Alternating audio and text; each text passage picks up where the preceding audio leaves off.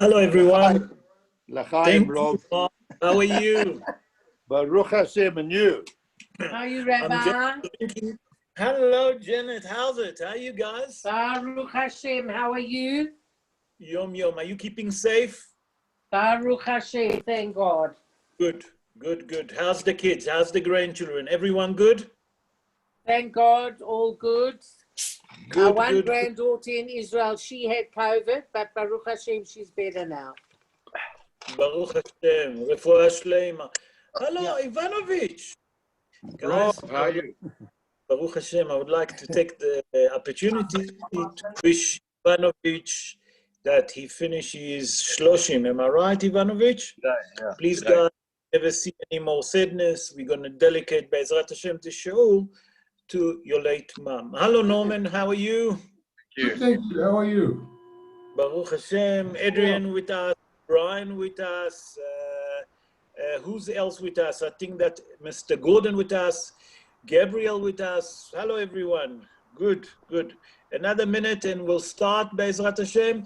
I need just the name, Mr. Ivanovich, for your late mom. Daniela Bela, but Yaakov Ruven. דניאלה ביילה בת יעקב ראובן, נשמתה תהיה צרורה בצור החיים. Rabbi, יום תחילת 30. Yes. Yeah. can we learn in Refuah for Mordechai Moshe Ben Freda? Sure. Let me just finish the deceased and then I'll start with Okay. Refuah, for sure. לעילוי נשמת מרדכי בן רחמה, our friend Moti, לעילוי נשמת אסתר קדן בת קציה, ולעילוי נשמת אסתר בת משה הלוי. ולרפואת מנשה נג'י בן פרחה, ליאורה בת מרים, לירון בן שרית, ג'נט, ולרפואת מרדכי Moshe Ben Freda. Thank you. אוקיי, רפואה שלמה, רפואת הנפש ורפואת הגוף, please God. That means not only the physical health, also the health of the soul. So, בעזרת השם נעשה ונצליח, והשם עלינו ברחמיו ירוויח. Today, we actually reading two parshiyot. This coming Shabbos, we're going to read two parshiyot. That means that I'm going to speak about two parshiyot. The last two parshiyot that we're going to have, it's of this year. That means Nitzavim, Vayalech is the last two parshiyot of this year. We're ending up the year. We don't believe, but it's the end of the year. Okay, so let's start. אתם ניצבים היום כולכם לפני אדוני אלוהיכם, ראשיכם, שבטיכם, זקניכם, שוטריכם, כל איש ישראל. Mark, בכבוד. Mark, you need to unmute yourself, because I mute everyone. Sorry. Okay. You are standing today, all of you, before Hashem your God, the heads of your tribes, your elders, and your officers, all the men of Israel. Okay. If you look at this verse, it's so simple. All of you standing today in the front of the Almighty. Who's standing? Rashechem, Shiftechem, Ziknechem, Shotrechem, Kol Ish Israel. What's happening here? Many of the Mefarshim ask, you say, all of you standing here today in the front of Hashem. Then Moshe Rabbeinu start and explaining who they are. And then Moshe Rabbeinu repeat himself and say, Kol Israel. Many of the Mefarshim ask that question, why that Moshe Rabbeinu repeat himself? Kulechem, the word kulechem. You say kulechem once. Okay, you mentioned that. Then you repeat each person to who you're speaking. Then you say to all Bnei Israel. What do you have to tell me to all Ish Israel, all Bnei Israel? Why do you repeat? That's the shala that many of the Mefarshim ask. And I'm going to bring today what we learn from it. What was the idea of Moshe Rabbeinu to teach us here? So Hazal explained, and the Mefarshim explained, also in the Gemara in Masechet Shavuot, in page 39, folio 1. Hazal explained from that Moshe Rabbeinu repeating. Number one, he mentioned Kulchem. Then he mentioned Rashechem, the heads. Shiftechem is your tribe. Ziknechem, that's the elderly. Shotrechem is the police. And then he said, Kol Ish Israel, that means every Jewish person, that means you speak to all Bnei Israel. He repeated to be learning from him that there is a responsibility of a Jewish people one to another. That means we're learning from here, as Hazal say in a Gemara in Masechet Shavuot, we've mentioned, Lametet Amud Aleph 39, folio 1. Hazal say, Kol Israel Aravim Ze Lazeh. That means that every Jewish people is responsible for another Jew. What does it mean? Come Rabbi Haim ben Attar. Rabbi Haim ben Attar, I'm bringing him quite often because he wrote a beautiful commentary on the Torah. And I mentioned that he born in the city of Salim, Morocco, 324 years ago. The name of his book is called Or HaHaim. Remember that. But we call him Or HaHaim HaKadosh. And he explained that from that law of Arvut that Hazal tell us that we're learning, Hazal tell us in the Gemara that we're learning here, we're learning something important. We're learning that what is the Arvut, that Kol Israel Aravim Ze Lazeh, that every Jew responsible for another. You learn that if you see Has v'Shalom, a Jewish people doing something wrong, doing Avera, you obligated, okay, to make sure that he wouldn't do the Avera. That means if you see someone done something wrong, you're obligated to speak to him, to help him, that he will understand, that he can learn, and to teach him the halachot not to do Avera. That's Rabbi Haim ben Attar. Hazal in the Gemara in Masechet Sota, in page 37, folio 2, listen what Hazal say. Hazal there explained that the din arvut, the law of the responsibility, okay, that it's not only just to say to someone when he's done something wrong, that you have to correct him. If you see someone doing averot, you try to help him not to do the averot, to explain to him that he mustn't do averot. He say here, you learn something else. Hazal say in a Gemara. What do you learn? And listen to me carefully. And that will help you to understand why Moshe Rabbeinu repeat, and he say, Kol Ish Israel. Because you mentioned at the beginning, Kulam. Then you repeat, Kol Ish Israel.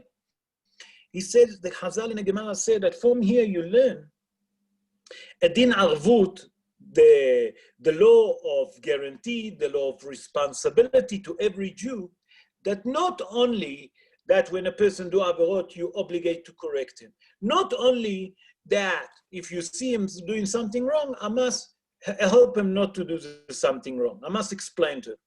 Hazal said that from here you learn that the responsibility one for each other come also, for example, that a Baal Tokea is a person that blow the shofar when in Rosh Hashanah. A person that do Kiddush, okay, on Shabbos after the davening, okay, we all go to the brocha. There is 100 people, 1,000 people, doesn't make a difference. One person do Kiddush and everyone Yotzei Dehovah. A person that blow the shofar, Asher Kiddushanu B'tav Tzivanu Al Shmiat Shofar, okay? A person that do that, Motzi Dehovah, the entire other Jewish that listen to him. A person that do Zimun, okay? Or a Motzi on the table, there's million people, but one person say a Motzi Lechem Min Haaretz, and everyone Yotzei Dehovah. Hazal come and tell us that Moshe come to tell us from the word kulechem, all of you, that it doesn't make a difference if you're the head of the tribe. It doesn't make a difference if you the balabosta, if you the macha of the shul, okay, or you the macha of the company, whatever you want to call it. You the elderly, or you the police. It's enough one person. When he said the brocha, he fulfilled the brocha for you. That means whom motzi otcha yedei chova. That means he, that person that said the brocha al tkiat shofar, to blow the shofar, or a person that do the kiddush after the davening, or after any function, whatever is it, or a person that say, Hamotzi lechem min haaretz, and there's many people, one person, he can be responsible for all of them. And that's what we're learning from here. Say Hazal in the Gemara, Masechet Sota, Lamed Zayin Amud Bet. That means 37, folio 2. So what we learn from here, that we learn that in a power of one person to motzi yedei chova, that means fulfill other people's mitzvah, okay?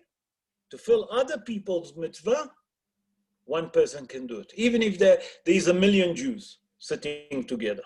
And that's what we learn from here. And Moshe Rabbeinu specifically repeat each one to explain to us that one person can do all of that. So that's what we learn, kulechem, from the word kulechem. That means all of you.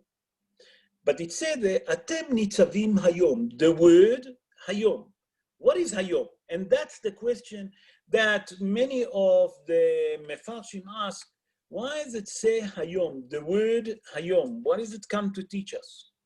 So there is many commentaries, and I'm going to bring what Rabbi Yosef Haim said.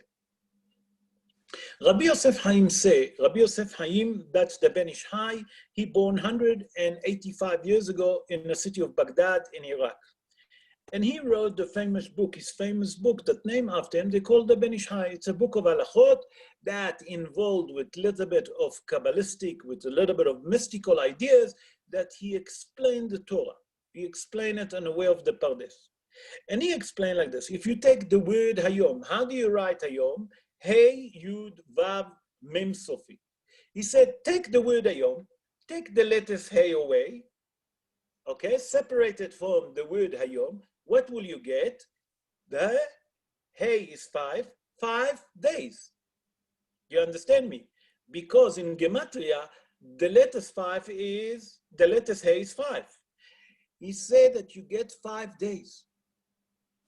He say here, the Torah come to hint to us that a person can change his sentence, has v'shalom, if there is a bad decree on him, these 5 days a year, say the Ben Ish Hai, that 5 days a year, a person, if there is a bad decree on him, he can change it in 5 those days. And he explained which day are they. He said that number 1 is Rosh Hashanah. Rosh Hashanah, it's 2 days in Israel and in diaspora. So it's already 2 days. He said the 3rd day is Yom Kippur. He said the 4th day is Hoshana Rabbah, the day of Hoshana Rabbah, that we sit and we study all night and we're learning Torah, that before they send the verdict. He said the 5th day is Shmini Atzeret. Shmini Atzeret, that it's not only that they're sending the verdict, here they're delivering the verdict before the opening of the envelope, basically. He said, if you do tshuva on Rosh Hashanah, Yom Kippur, remember, Hoshana Rabbah, and Shmini Atzeret, those 5 days, a person can change the sentence that there is on him. If there is a bad sentence, he can turn it to what? To a good sentence. That means, in a power of those 5 days, we can change our luck. We can change our mazal. And please God, we should all, HaKadosh Baruch Hu will write and seal all of us, Lechaim Tovim U'Shalom, and please God, Lubriut, not only just for good life, healthy life. Let's move on to verse, I'm going to skip because we have 2 parshiot, if you don't mind. I'm going to jump to, in chapter 29, verse 18 and 19. And here we see, it sounds, if you read it at the beginning, it sounds very simple. But we'll see that it's not so simple. והיה בשומעו את דברי העלה הזאת, והתברך בלבבו, לאמור, שלום יהיה לי, כי בשריבות ליבי אלך, למען שפות הרבה את עצמיה. לא יהווה אדוני סלוח לו. כי אז יעשן אף אדוני וקנאתו באיש ההוא, ורבצה בו כל העלה הכתובה בספר הזה, ומחה אדוני את שמו מתחת השמיים. You say verse 18 and 19. 18 and 19, yes. And it will be that when he hears the words of this imprecation, he will bless himself in his heart, saying, peace will be with me, though I walk as my heart sees fit, therefore adding the watered upon the thirsty. Hashem will not be willing to forgive him, but then Hashem's anger and jealousy will smoke against that man, and the entire imprecation written in this book will come down upon him, and Hashem will erase his name from under the heavens. It's a bit harsh, but if you look at the pshat of the dvarim, listen what it says. It says like this: a person that say, I'm going to do averot, okay, and he believe because things happening to him, he doesn't have to do, he doesn't worry, he continue to do averot. The Torah come and tell us if that person didn't done tshuva, HaKadosh Baruch Hu will punish him. That's on pshat of the dvarim. But really, why does the Torah have to tell us? Why did Moshe Rabbeinu have to tell us that if you do averot, you're going to get punished? It's obviously, we know. So what's the message? What is the, I mean, this is too, lichora, it sounds like so simple, Has v'shalom to say that. But what's hiding behind it? I saw a commentary again of the Ben Ish Hai. And Ben Ish Hai say that Moshe Rabbeinu, a matter of fact, speaking here about a person that is very sophisticated. What it means, very sophisticated person? It's a person that know the Torah, he understand the Torah, and he know a bit of Torah, and he know the Torah. And he said, I'm going to be more clever. For example, we know that Hazal tell us in the Gemara in Masechet Sanhedrin in page 17, folio 1. Hazal tell us something extraordinary. Hazal tell us if a person been fined, for example, worshipping idol, okay, and the entire Sanhedrin, that means all the judges, all the Dayanim, find him guilty, they don't do nothing to him. They send them free. And though that they find him guilty, he's not guilty. That's the Gemara in Masechet Sanhedrin, remember 17:1. Why? Hazal explain, listen, how can it be a Jewish person that will do avarot without doing mitzvot? It can't be. Therefore, if everyone find them guilty, he's not guilty. Okay. Come the Ben Ish Hai and say, listen, here Moshe Rabbeinu come to tell us that you're speaking about a very sophisticated person. That's mean a sophisticated criminal. What it mean criminal? They're doing averot. That criminal, that sophisticated criminal, he know the law. So he said to himself, I'll do averot, and everyone will see that I'm doing averot in public, and everyone will mourn me, and I continue to do it. And when I go to court, they're all going to find me guilty, and they're not going to punish me. Why? Because it's well known that Hazal say in the Gemara in Masechet Sanhedrin 17, folio 1, that if all the Sanhedrin, all the judges find them guilty, he's not guilty. He said that's a sophisticated criminal that Moshe Rabbeinu speak. He said, but that's not the end. Listen to what it say in verse 19. Verse 19 say that he will punish. He said the Ben Ish Hai come and say, listen, Moshe Rabbeinu speak to you. You think that you're sophisticated. You think that you're not going to punish here by the Beit Din. But Hazal already tell us in the Gemara in Masechet Sanhedrin 43, folio 2, that means Mem Gimel Amud Bet, that the person that get the punishment in this earth, okay, that punishment that he get, that's doing atonement to him for the world to come. By that they couldn't punish you, they couldn't given you the judgment of death, whatever is that, you're going to be punished by who? By the Almighty in Olam Haba. He said the punishment going to be 1,000 times worse than the punishment that you would get here on earth. So said the Ben Ish Hai, the Torah here come to teach us something extraordinary. That number one, on a pshat of the dvarim, don't think that you can do averot and not get punished. You will be punished. And if you think that you're too clever and you know the halachot and not do that and not do that, kushiyot v'tirutzim, he said from HaKadosh Baruch Hu, he know exactly what is right, what is wrong, what is black, what is white. There is no gray in the middle. With HaKadosh Baruch Hu, you can't play. And that's what the Torah come to tell us, said the Ben Ish Hai, the Gaon Ben Ish Hai, Rabbi Yosef Chaim. That Moshe Rabbeinu spoke to those sophisticated people that know a bit of the Torah, know a bit of the halachot. And they say, if I do that, they can't find me guilty. Why they can't find me guilty? Because there is certain laws. No. With HaKadosh Baruch Hu, you can't run away from HaKadosh Baruch Hu. When it's come to your punishment, Chas v'Shalom, it's going to be 1,000 times worse. And that's what Moshe Rabbeinu said to Bnei Israel. Rather do tshuva here in this world and don't wait to be punished in the Olam Haba. And that's what the Pasuk speak about. I just want to show you, if you go to the end of verse 17, the last 4 words, look what it says.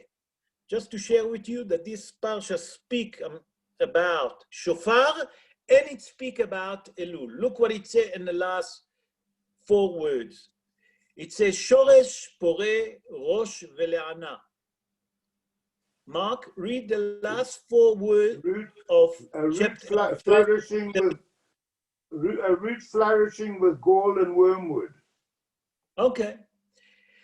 Chazal tell us, if you look carefully on that 4 words, if you take the acronym of them, you're going to get the word shofar, shin, vav, pei, resh. Already in this verse, the Torah tell us that we're coming towards Rosh Hashanah and we're going to blow the shofar.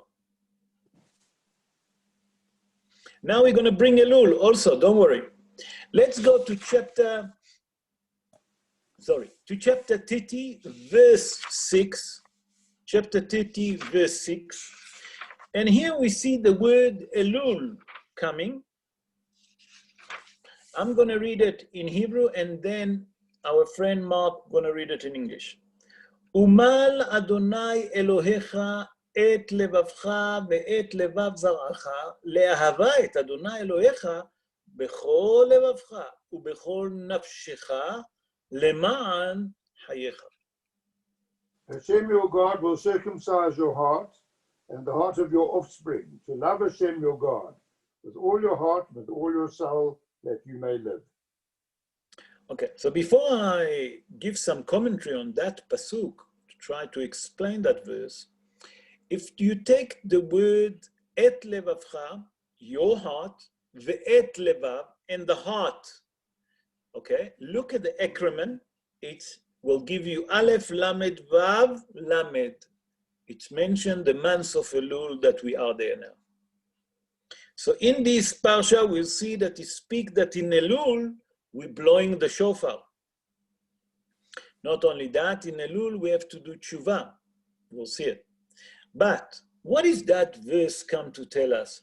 Umal Hashem et levavcha. HaKadosh Baruch Hu will circumcise your heart and will circumcise the heart of your offspring. We know that when a baby boy born, a Jewish baby born, we do circumcision. We're doing Brit Milah.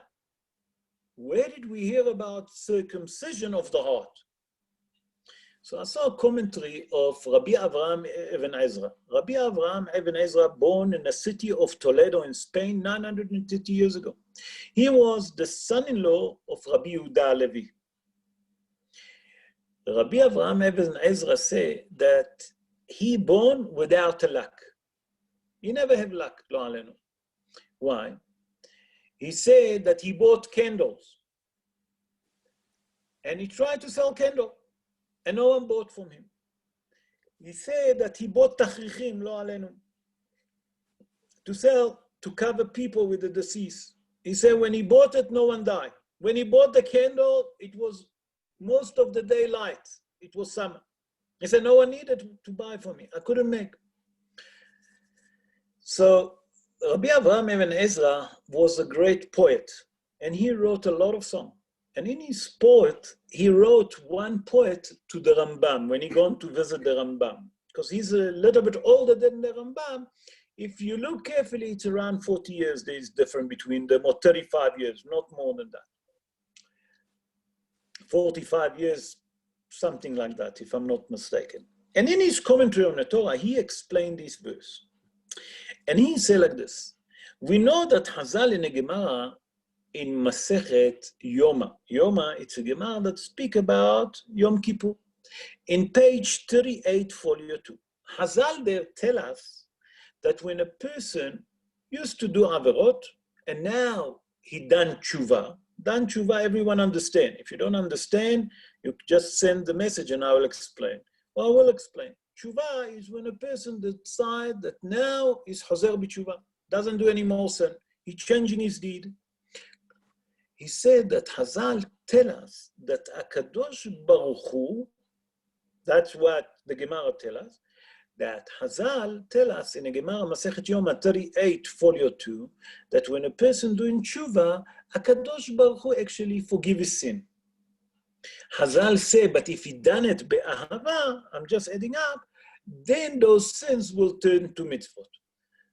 But he say, wait, it said that when a person do a sin, HaKadosh Baruch Hu forgive his sin if he done proper tshuva. But here you're telling me that HaKadosh Baruch Hu, v'mal Hashem Elohecha, that HaKadosh Baruch Hu will circumcise the heart. What does it mean, the heart? He explained like this. He explained it beautifully. He said when a person doing averot, when a person eat non-kosher, when a person contaminate himself, he actually block his heart, okay? And his feeling that he have from understanding HaKadosh Baruch Hu. What does it mean? That he have no more feeling for purity. He have no more feeling for holiness, for Kedusha and Tahara, as we say in Hebrew. So come Rabbi Avraham Ibn Ezra, he say, HaKadosh Baruch Hu promise you here that if you do tshuva, not only that he gonna forgive your sin, he also gonna circumcise your heart. What it means, circumcise your heart? That he will make sure that although that you done averot, when a person done averot, what does he do? He building shell. Each avera is a shell to keep him away from HaKadosh Baruch Hu, to keep him from understanding the Holy Torah, to keep him to have any purity, to keep him from any holiness. It's called shell. Who call it shell? The Kabbalistic rabbi. It's a term that the mystical rabbi call it to give for every avera that you make. You're building a shell between you and HaKadosh Baruch Hu.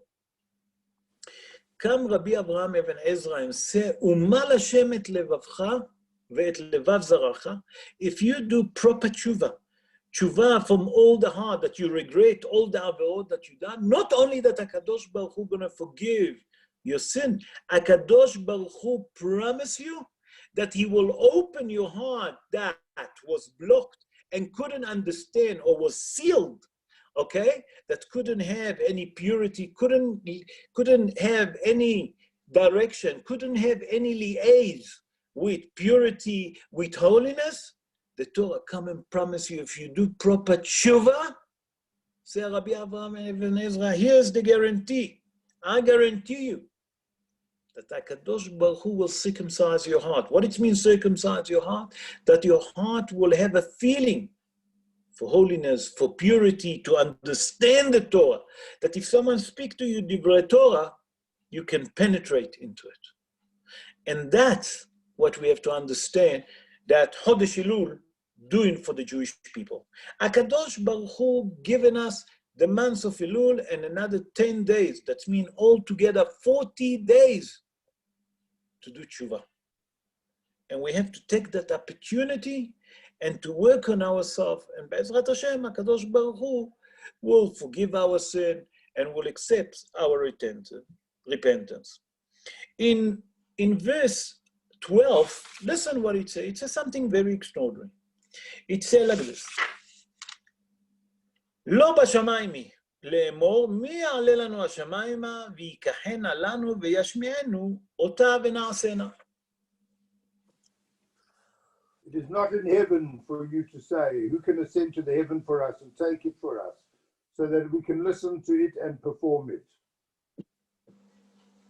Okay, here we see that the Torah speak about Moshe Rabbeinu speak about our holy Torah. That he say that the Torah is not up in heaven. You don't, on a pshat of the dvarim, you don't have to go up to heaven to bring the Torah down. The Torah is here. I brought it down. What did Moshe Rabbeinu try to tell us? What is the hidush here? That the Torah is not up in heaven. We know that Moshe Rabbeinu gone up to heaven, brought the Torah. We brought the midrash that he have to fight with the angels. The angels said to HaKadosh Baruch Hu, how can you give the holy Torah to a human being? So HaKadosh Baruch Hu said to Moshe Rabbeinu, answer them. Moshe Rabbeinu said to HaKadosh Baruch Hu, I'm afraid. Why are you afraid? Because those angels will burn me. Because the angel of fire, they might, with the fire that they're going to point into me, they throw on me, they're going to burn me. Say HaKadosh Baruch Hu, echos bikis'i. That means hold my chair of glory and give them an answer. Chazal say, what is the hidush here? That Moshe Rabbeinu tell us that the Torah is not up in heaven. I saw a commentary of the Maharhu. The Maharhu was the main student of the Ari HaKadosh, Rabbi Yitzhak Luria Ashkenazi. And the Maharhu is named Morenu Harav Rabbi Chaim Vital. Rabbi Chaim Vital was the main student of Ari HaKadosh. He born in Jerusalem 478 years ago. And in his commentary on that verse, listen what he said. He said the word Shamayim mean heaven. He said here Moshe Rabbeinu come to hint to the Jewish people that love mystical, Kabbalah. What it mean Kabbalah? Kabbalah is what you receive. What is Kabbalah? Kabbalah speak how HaKadosh Baruch Hu created the world, how's the world working, the world of nature, how's nature work, to understand that there is angel for everything in this earth, and etc.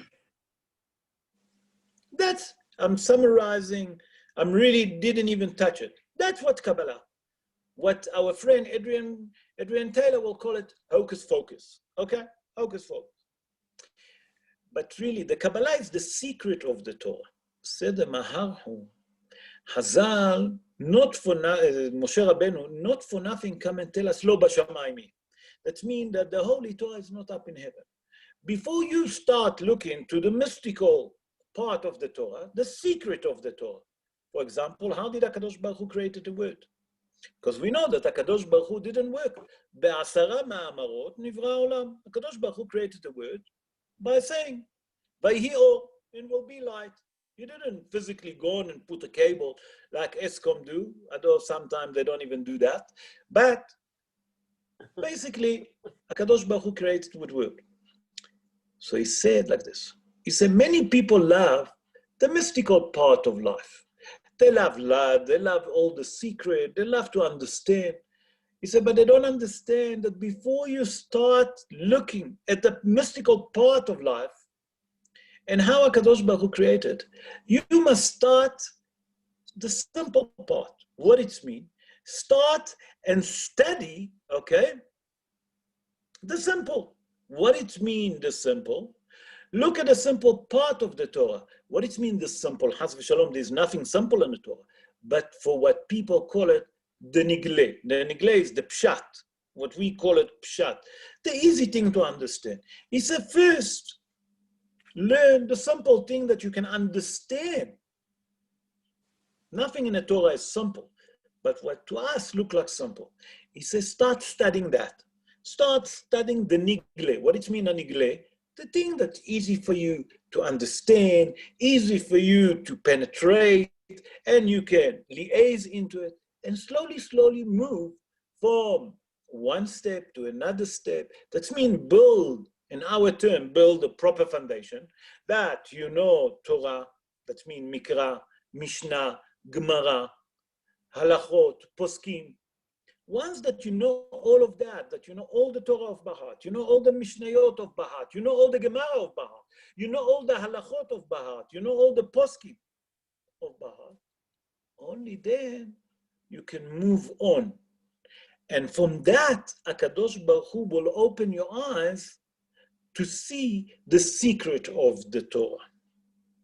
So it said that people mustn't understand that they can just jump, they're coming now, they know a little bit of Torah, and they can jump into Shamayim. What it means, Shamayim? Sorry, that's the Torah Nistar. That's the Kabbalistic part, the mystical part of the Torah. No.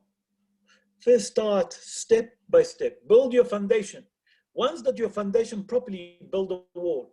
Once that you build a wall, before you jump into your roof, finish all your wall.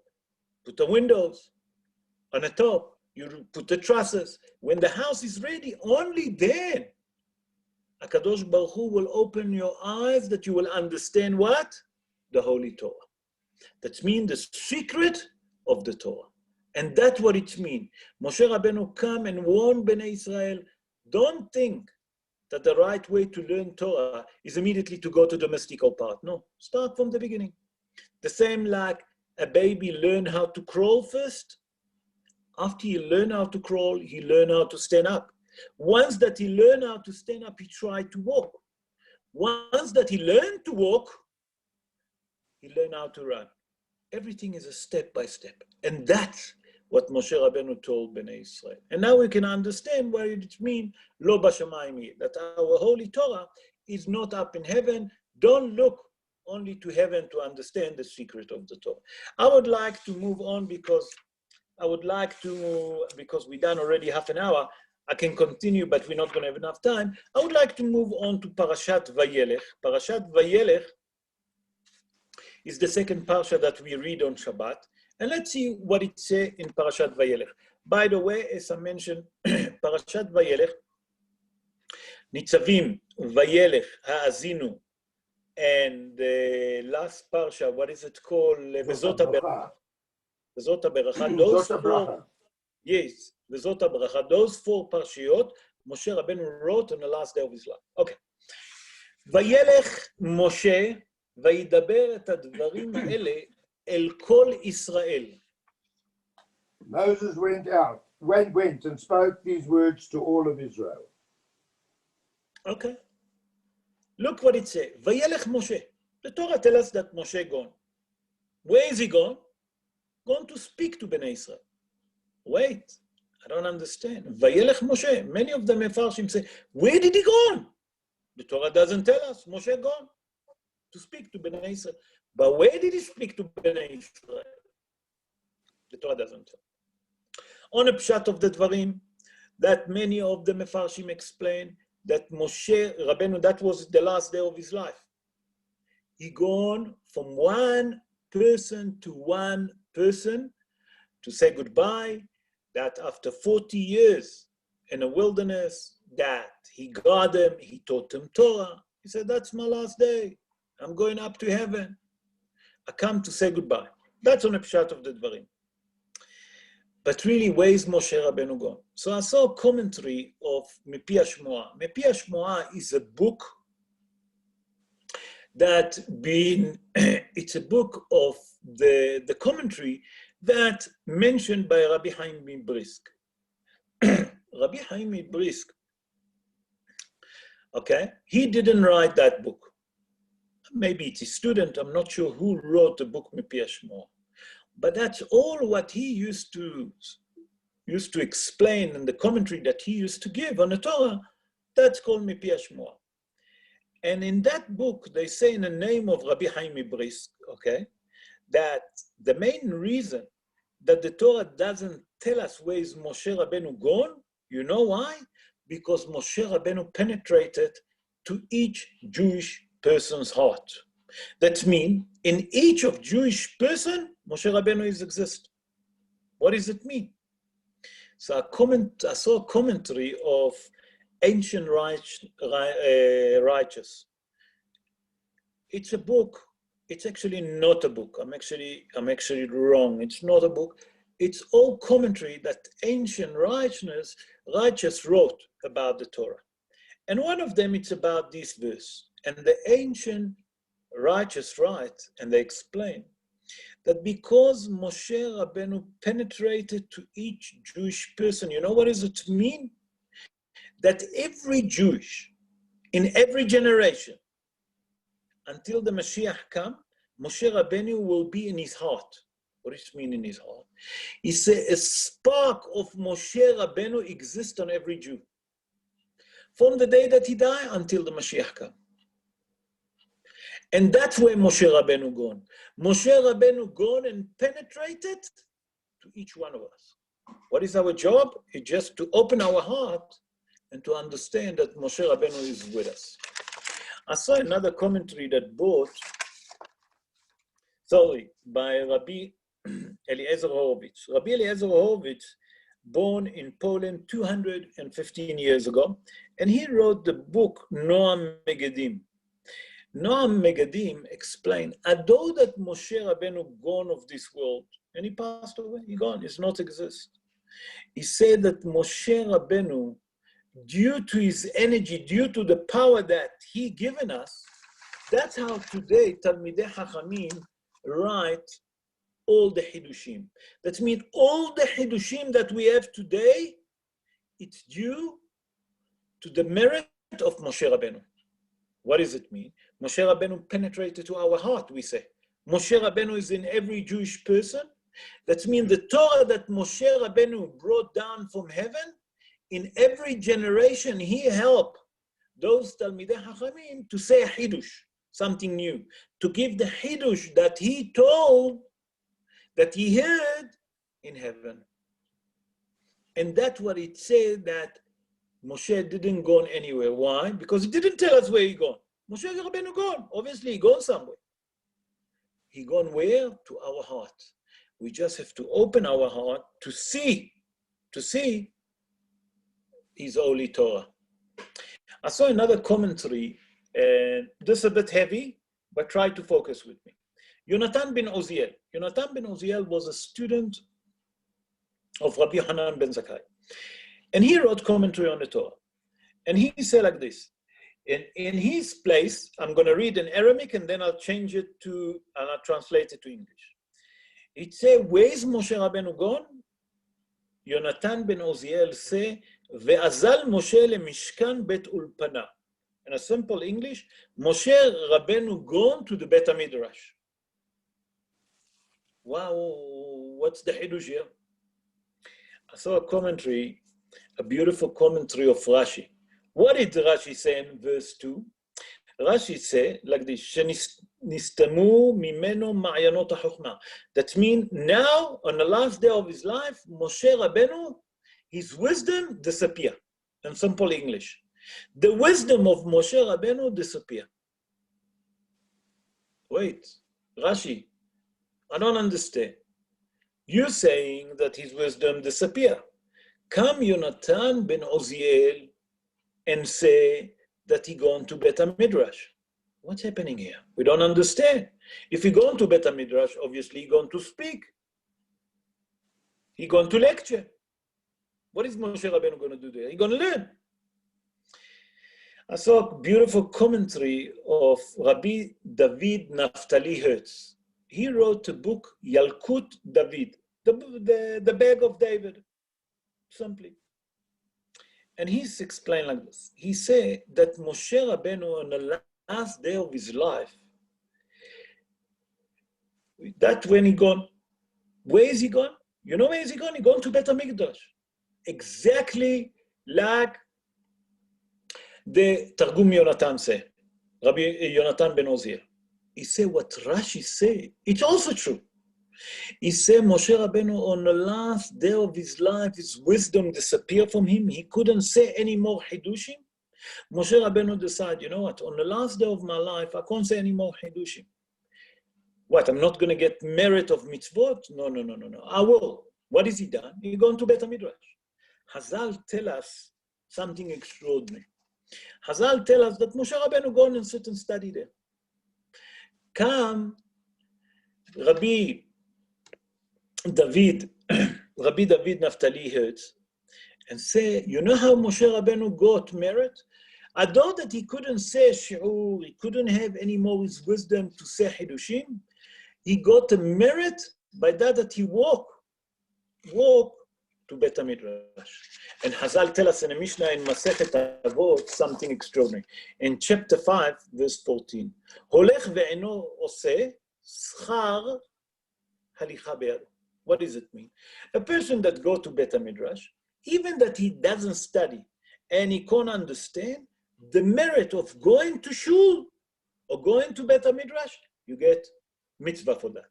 That means a person go to shul, you get mitzvah. A person go to listen to shul, although that he didn't understand, although that it was difficult, although that maybe he didn't understand, the merit of walking, he get merit for that. For that he walked to shul, he get merit. A person drive, Hazal say you should don't drive close to the shul. Make sure that you live a bit, park a bit far, so you can walk into the shul. Other people want to come and park inside the shul. You see, when they drive reverse, they're almost inside the door of the shul. Exactly the opposite of what Hazal tell us. That when you come to shul, try to park in a distance so you can walk. For every step that you make, you get merit. And that's what Hazal tell us. Say, Rabbi Yehuda David Horowitz. So from here we learn something extraordinary. That Moshe Rabbeinu on the last day of his life, although that he didn't have any more the wisdom that he have, he gone to Bet HaMidrash to get merit, to get mitzvot. Let's move on to verse 11. And look what it says here. It sounds very strange. It says like this. בבוא כל ישראל לראות את פני אדוני אלוהיך, במקום אשר יבחר, תקרא את התורה הזאת נגד כל ישראל באוזניהם. When all Israel comes to appear before Hashem your God, in the place that he will choose, you shall read this Torah before Israel in their ears. In their ear, okay. What does the Torah come to tell us? I saw a beautiful commentary that brought by Rabbi Tzion Susu HaKohen. Rabbi Tzion Susu HaKohen, born in Tunisia 129 years ago. And he wrote, that's the name of the book. And in his book, he said something extraordinary. He explained that verse like this. And he bring what Hazal tell us in the Gemara and Masechet Avodah Zarah. Hazal in the Gemara and Masechet Avodah Zarah, page 19, folio 1, Hazal says something extraordinary. She'en Adam lomed Torah ela mimakom shel libo hafet. What does it mean? A person learn Torah only when his heart feel comfortable with that. You see that there is certain people comfortable to go to certain shul, some people comfortable to go to certain Bet Midrash, some people very comfortable for learn with certain rabbis. Why? Because they feel connected. There is a connection. That's Hazal, remember? That's Hazal in the Gemara Masechet Avodah Zarah, page 19, folio 1. Okay. Come Rabbi Tzion Susu HaKohen and say something extraordinary. He said from that verse you learn something even more. Not only what Hazal tell us, wherever the person feel comfortable, that's where he can learn Torah. Wherever the person feel comfortable with, he can learn from Torah. He said from here you learn that there is a permission to the student to say what he want to learn. That means a student can say to his rabbi, please teach me Parshat HaShavua. Please teach me Musar. Please teach me Halachot.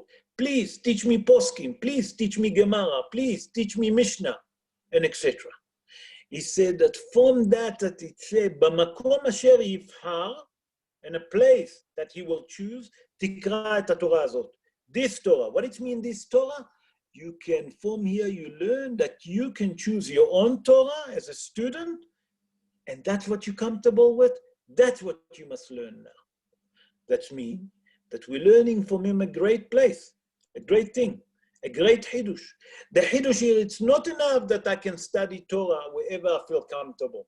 It's not enough that I can learn with certain rabbi that I feel comfortable. It's not enough that I can daven in a certain place that I feel comfortable.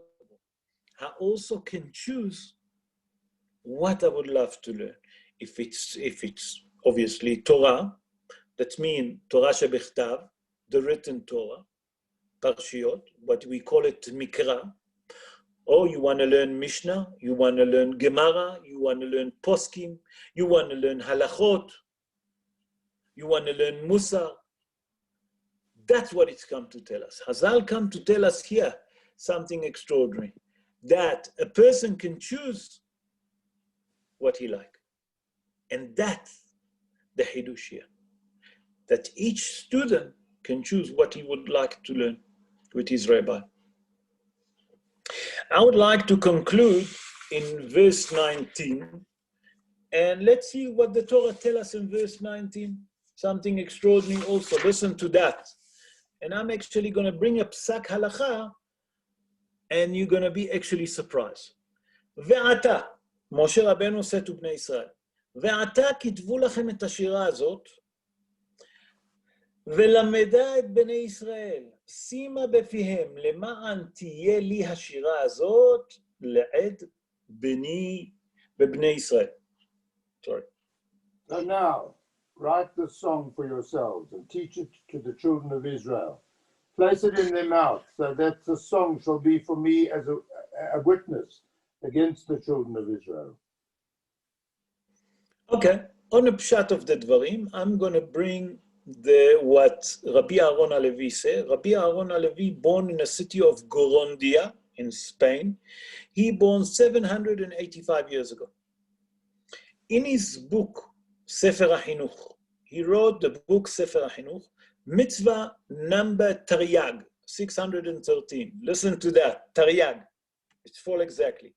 He said that what Moshe Rabbeinu tell us here, that there is a mitzvah that each Jewish person obligate to write himself a Torah, a written Torah. That's the mitzvah on Pshat of the Dvarim. Come the Rosh. The Rosh is Rabbeinu, sorry, I'm mistaken here. Come the Admor Migur. Admor Migur that I'm bringing, it's Rabbi Avraham Mordechai. He was the fourth Rebbe of the Gur, the movement of the Gur. His name is Rabbi Avraham Mordechai Alter. He born in the city of Gur, that's next to Warsaw in Poland. He born 154 years ago, 154 years ago, yes. And he said that what the Torah speak about, that we obligated each one to write his own, each Jewish person obligated to write his own Sefer Torah, that means a written Torah, okay? That's on a pshat of the dwelling. And he say, he bring in the Rosh. What it means, the Rosh? The Rosh is Rabbeinu Asher ben Yehiel. Rabbeinu Asher ben Yehiel, he born 700, okay, and 70 years ago, 770 years ago. He born in Germany, okay, in the city of Klein, and then he died in Spain, in Castilla. That's where he died. And the Rosh was one of the poskim, one of the great poskim that many, like the Rama, the Maran Shulchan Aruch, took him, and according to him, they wrote for us the halacha. Okay. So the Rosh say, in my time, that means 770 years ago, he said there is a bigger mitzvah to write books about the oral Torah. That's the Rosh. 770 years ago. He said, why? The Rosh say, like this, the Rosh say that there is many books, when I say books, Sifrei Torah, inside the ark, and not all of them been used. And I know that we, for example, when we can go to shul, you can ask Norman, we first of all mark them, and we used to rotate the books. Am I right, Norman? So we'll give every Sefer Torah a chance that we will read from it. And Hazal say about it, Hakol talui b'mazal. Everything depends on a luck. Afilu Sefer Torah shebayechal. Even the Sefer Torah, the book, the Torah book that there is inside the ark, need a luck that we will read on it. So come the Rosh and say like this. There is many books of Torah, where are they? Inside the ark, but not all been written. It's a bigger mitzvah, said the Rosh, to write books of Torah Shebe'al Peh, the oral Torah. Come the Admor Migur, the Rebbe Migur, Rabbi Mordechai Migur, he said that what Moshe Rabbeinu spoke about, and now he explained all the Mefarshim. Moshe Rabbeinu told us that we obligate to write the Holy Torah. That means Torah Shebichtav, that means the 5 books of Moses, until Rabbi Yehuda Nasi came. When Rabbi Yehuda Nasi came, and he saw that the written Torah is only what people remembering, and the oral Torah people start to forget, he said, Et la Hashem aferu Toratecha. It's time to do for the Almighty. We have to change the psak halacha, the psak that he said that we're not allowed to write the oral Torah, because otherwise everyone's going to forget. They're going to forget the Mishnah, they're going to forget the Gemara, and etc. Say the Admor Migur, the Rebbe Migur, Mordechai Abraham Alter, he said like this. He said, all of that spoke what we mentioned in the time of Moshe. But today that everything is changed, there is a great mitzvah. And the mitzvah of writing Torah, if instead of writing proper book, proper Sefer Torah, the book of Torah, write a book, okay, of Hidushim about the oral Torah. Now everyone will say, wait, I'm not a Talmid Chacham. I can't write a book. You can't write a book. You can't write a book. But also the Holy Torah you don't write, you give it to a sofer. So what you do, if you know that there is a Talmid Chacham that have a book that you want to publish, by that you helping him to publish a commentary on a Torah, it's become like you wrote, וכתבו לכם, ועתה כתבו לכם את השירה הזאת. That means, by that you sponsoring Talmid Chacham to write the oral Torah, okay, not the written Torah, it's like you written your own written Torah. And that's the Hidush here. And that's what the Rosh tried to tell us, say, the Rebbe Migur. By that if you yourself can't write Hidushim, obviously, Lechatchila, you must write the Hidush. Why? Because you should know, you should be a Talmid Chacham. You should write Hidushim, you should learn, so you can write. He said, but if you can't, I understand, can happen. Not all of us Talmidei Chachamim. We're all simple people. Say what? Listen what you must do. By that you sponsoring, helping someone, and you sponsor that, you can publish his book. It's basically like you written your own Sefer Torah. Be'ezrat Hashem, that we should all merit to have the wisdom that HaKadosh Baruch Hu will bless us, that we will have the wisdom, that we can write Hidushim of the Torah, and then HaKadosh Baruch Hu will send us Mashiach, speedily nowadays, Amen Ken Yeh Ratzon. I will give now some time for question. Please, if you have any question, unmute yourself and you can ask question. I would like to hear some question. Hello, it's Anthony. Whoops. Yeah. Hello. Yes, Anthony. How did Moshe Rabbeinu know it was the last day of his life? How did he know? A person doesn't know it's their last day of their life. How did he know that? Very good question. Very, very good question. Moshe Rabbeinu wasn't a normal human being. Moshe Rabbeinu wasn't a normal human being.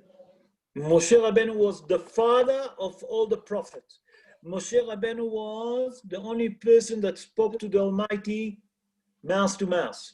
Hazal tell us, Pe adaber elav. HaKadosh Baruch Hu said, I will speak to Moshe Rabbeinu mouth to mouth.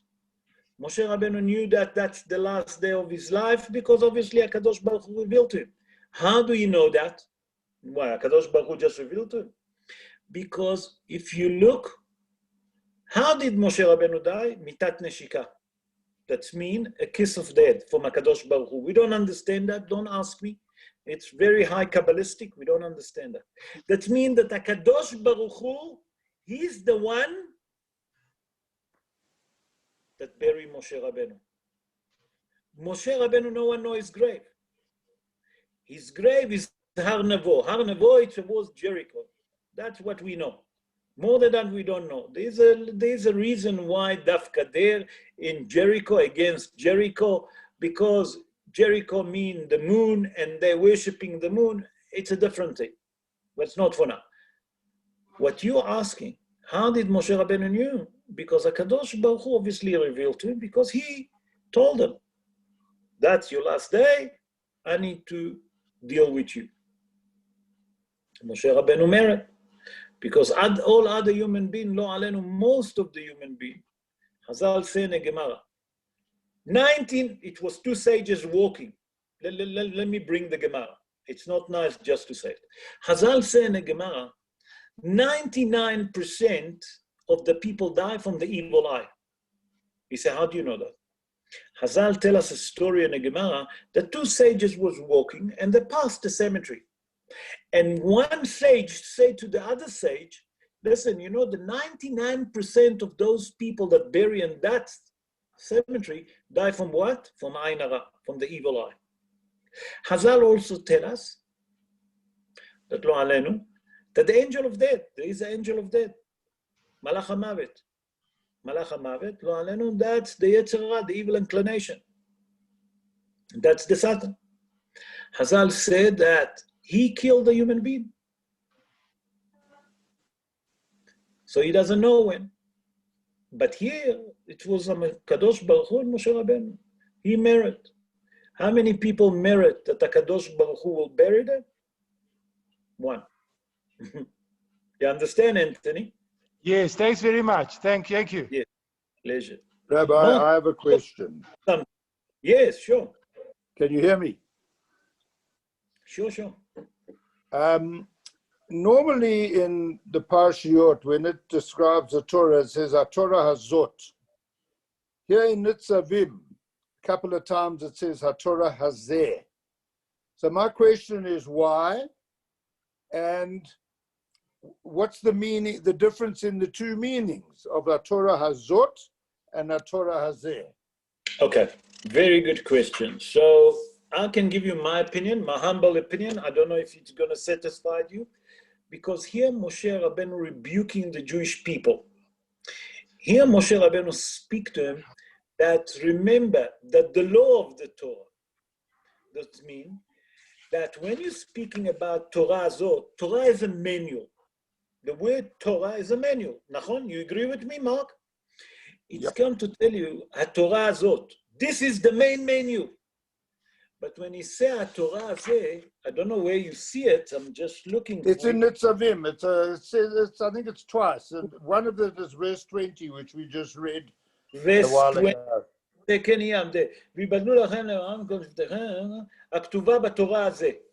Excellent. Yeah, I can see it. And it's mentioned again further on or before the same thing. And I've never seen it in any other parsha that I can recall. Yeah. Okay. So I have to say Baruch Shekivanti, because I'm looking now at Rashi. Rashi explained like this. Why has it changed? Because one is speak and a female. Nachon? It sounds like a female, a Torah Zot. Nachon? That's what you're saying. But here it says a Torah Zeh in a male. It's come to tell you when it's mentioned to a male, what is he speaking? He's speaking about that when the Jewish people lo alenu hear the curses. So Moshe Rabbeinu rebuked them. Wherever it say, like it say here, hibadelu, that means refer yourself, reframe yourself when it's come to Has v'Shalom to klalot. Klalot, it's curses. Then he speak in a male. But when you speak about the brachot, when we speak about the proper manual for the Torah, what is it? And a female. Now you ask me, what's the difference? No. Now you ask a question, and I'm making the question more difficult. And that come to me now. While I'm talking to you, it just springing to me. We know that the male cannot give what? A male can't give birth. You agree with me? Yep. A woman can give birth. That means she bring in life. Why is it saying female?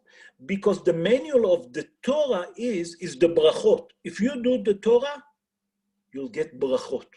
What does it mean, brachot? That you'll get benefit. You'll bring something to the world. A male that can't give is a male. Why? So he say, if you do has v'shalom averot, nothing coming. Not only that you're going to get zults. But if you do mitzvot, you're going to get rewards. You understand? That came to me now. Just jumped now. Sure. Thank you, Rob. I hope that it's it. That was my idea, but you don't have to accept. Yes. Any fine. other question? Any other question? Rabota? Yes. Who asking? Adrian. Oh, shalom aleichem, Mr. Adrian. Hocus pocus, especially for you. Aleichem shalom, Rav. Okay, question. You said Kodesh Baruch Hu, the only person ever buried by Kodesh Baruch Hu was Moshe Rabbeinu. However, wasn't Moshe Rabbeinu, didn't his entire body go up to Shamayim? He went up his whole. No, the soul gone up. Only Moshe Rabbeinu gone up. Moshe Rabbeinu's soul obviously go. Every human being's soul go up to heaven, Mr. Adrian. The soul, body, I know. The body himself. But the body gets buried. I think there were... No, I think that I read somewhere there were 3 or 4 tzaddikim who went up. Their entire bodies went up. That's pashut. Not just the soul. I was under the impression Moshe Rabbeinu was one of them. No. Moshe Rabbeinu, let me explain to you. You want to understand where you're going, and I'll go and I'll answer you via the back door. And I know where you're going. You want Kabbalah, a little bit of Kabbalistic. I'll help you. The first one that gone up to heaven was Hanoch. Hanoch tell us. The Torah tell us in Sefer Bereshit, Vayalech Hanoch et Elohim, v'yikach oto. HaKadosh Baruch Hu took him alive. Rabbi Yoshua ben Levy, he entered Gan Eden with the full body. Serach bat Asher, Serach, the daughter of Asher, from the 12th tribe, entered. Yeah, and there is 10 people like this. But Moshe Rabbeinu been buried, the Torah tell us. Vayikvor oto bagai, HaKadosh Baruch Hu bury him. What you're referring, Hazal tell us, and the mystical rabbi explained to us, that the person is a tzaddik, the body doesn't decay in a grave. That's something else.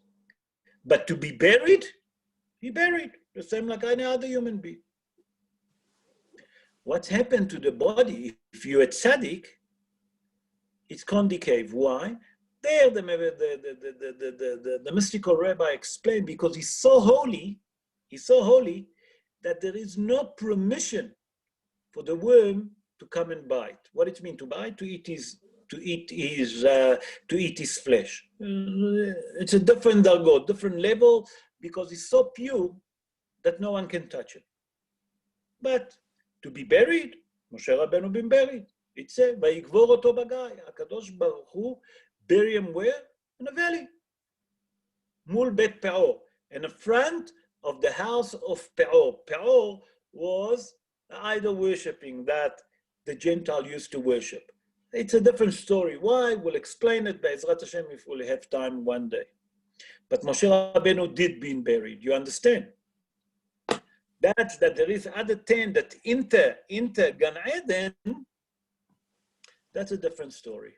They still alive there with a full body. You follow? Not just with a soul. It's a different explanation. Okay? Okay, thank you. Any other question, Rabotai? I'm going to try and answer if I can. Okay, if there is no question, I would like to take the opportunity that, please God, on Sunday, this coming Sunday, Be'ezrat Hashem, if HaKadosh Baruch Hu will give us the string and the energy, we're going to speak about the shofar, the importance, okay, of listening to shofar, to blow shofar on Rosh Hashanah, what's hiding behind us. And I'm going to bring also what the mystical rabbis say, not that I understand anything, I'm just reading like a parrot, okay? What can we do? how we can do atonement to our sin, and when in Rosh Hashanah, and how HaKadosh Baruch Hu can forgive our sin. Be'ezrat Hashem, we'll see the virtue of the shofar, please God, on Sunday. In the meantime, I would like to wish you all to have a good Shabbos. Keep safe, keep well, look after yourself, and we'll meet again, please God, after Shabbos. Have a Shabbat Shalom. We'll meet on Sunday afternoon, please God, on Sunday evening. In the meantime, all the best. Look after yourself. Thank you for joining us. Ciao, ciao. Rob, thank you very much. Thank you. Thanks a lot. Bye-bye. Bye. Have a good one. Bye, guys. Ugh.